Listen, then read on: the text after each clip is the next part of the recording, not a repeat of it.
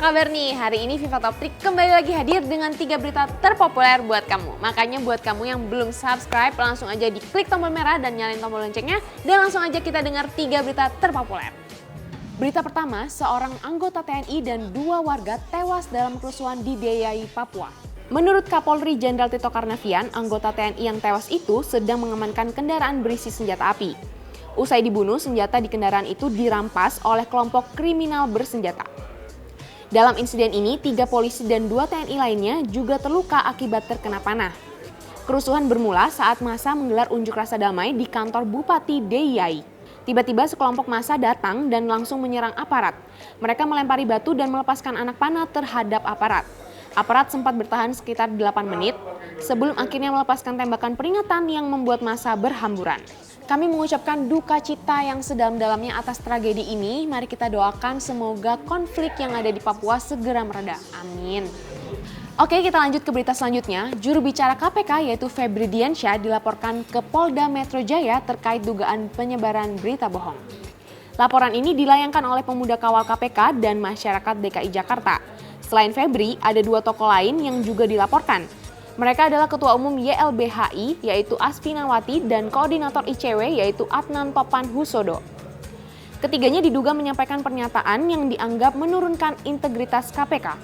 Febri selaku jubir KPK menyampaikan pernyataan soal dugaan gratifikasi dalam pemilihan calon pimpinan KPK. Menanggapi hal itu, wadah pegawai KPK akhirnya angkat suara.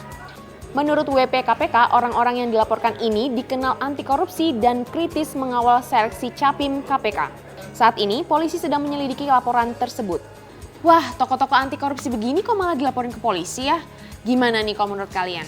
Berita terakhir, tagar KKN Desa Penari bikin geger warganet se-Indonesia. Ini sebenarnya ada apa sih? Topik ini sudah berada di jajaran trending topik Twitter sejak beberapa hari lalu.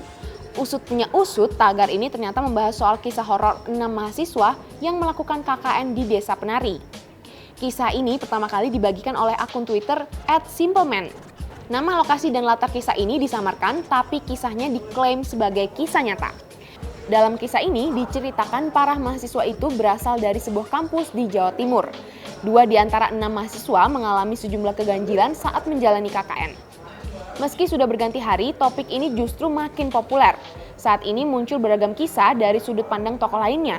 Sejumlah warganet yang penasaran bahkan sampai mencari lokasi Desa Penari di Google Maps. Wah, kalian udah baca belum kisahnya? Kalau menurut aku sih horor banget. Tapi aku pengen tahu nih, kalau menurut kalian itu beneran atau cuman fiksi ya? Oke Fans, itu dia 3 berita terpopuler untuk hari ini. Buat kalian yang masih kurang jelas, langsung aja baca berita lengkapnya di fifa.co.id dan fifanews.com.